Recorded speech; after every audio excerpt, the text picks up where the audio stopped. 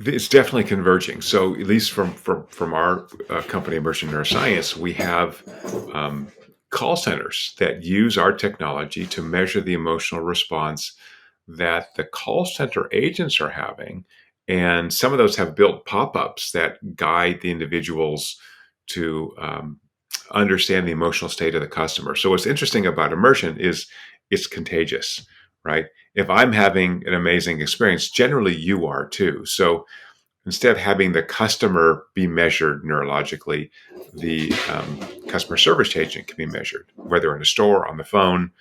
So there's a very small leap to capturing that data and the outcome from the customer's perspective and training AI to get better and better. So we're very close to the kind of Turing test type of example where I won't know if I'm talking to a real human or or a machine.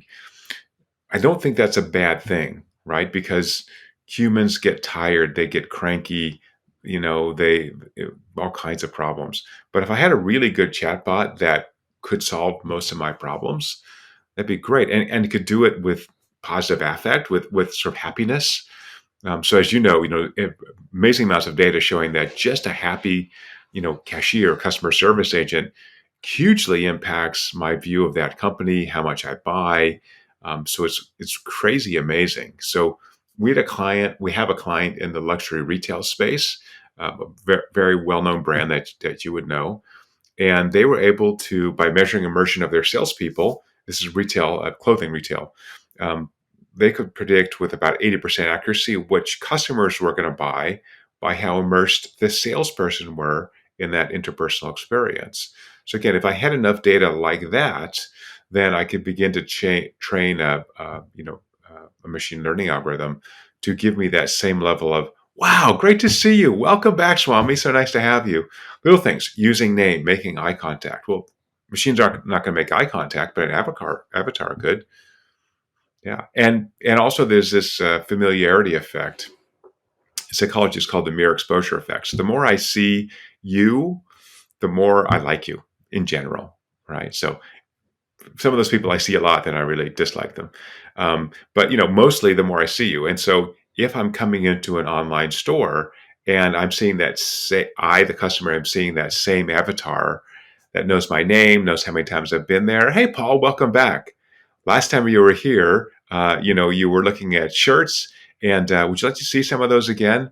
Man, that'd be great. There's just no human who can really do that with a couple of exceptions, right? So very high end retail, you're in a database, and when you come in, they try to recognize who that customer is if you're regular.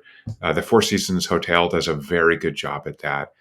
When I've stayed there just a couple of times, I've had amazing experiences where they call my name. They know the last time I stayed. They know what my room preference is, right? They know so much about me. And it's wonderful. For me, it's like, oh, this is awesome. I don't have to go through my spiel. I'm a super tall person. So I said, do I have a king size bed? They're like, hey, we've got the king bed ready for you. And we know you prefer to be on an upper floor and whatever that is.